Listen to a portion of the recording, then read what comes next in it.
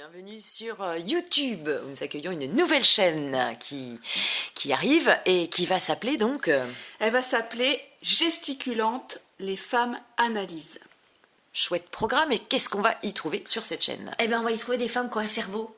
Alors, c'est pas nouveau, hein, mais c'est des femmes qui s'appuient sur leur métier, sur leur expérience de vie pour faire de l'analyse politique. Donc, elles vont vous servir les luttes anticapitalistes, antipatriarcales, antiracistes, quoi. Et pourquoi vous avez eu envie de faire cette chaîne?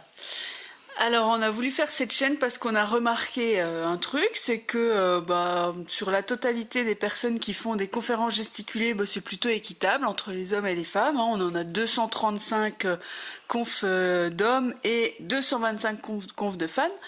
Mais quand on regarde les chiffres de plus près, si les confs sont mises en ligne, en vidéo, il y a 112 hommes pour seulement 73 femmes. Donc là, on se dit qu'il y avait un petit problème et donc qu'on avait envie de se bouger pour ça.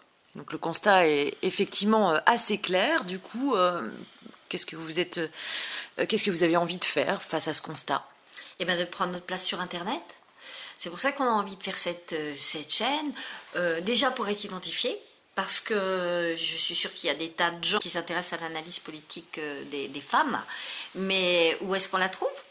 En fait, et là, ça va nous faire un véritable répertoire, en fait, parce que YouTube, c'est un outil génial, enfin, pour les jeunes, pour les moins jeunes qui s'intéressent à l'analyse politique.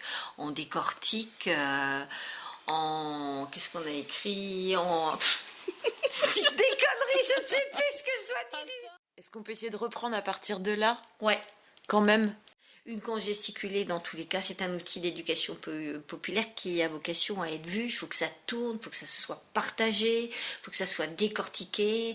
De toute façon, ça amène des questions, des éclairages, enfin de la réflexion politique. Enfin, ça nourrit le combat politique, en fait. Et puis je crois aussi que vous êtes intéressé à une forme de domination par la pensée.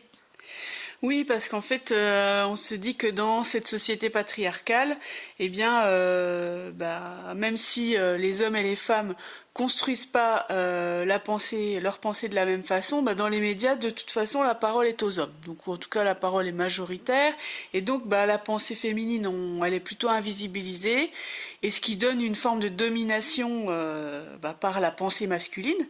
Donc, avec cette chaîne, on a vraiment envie d'affirmer notre place dans la construction de l'analyse et du combat, de prendre notre part. Et parce que cette pensée dominante, c'est bon, on la comprend, on l'analyse, mais on a plutôt envie de la dégommer, quoi.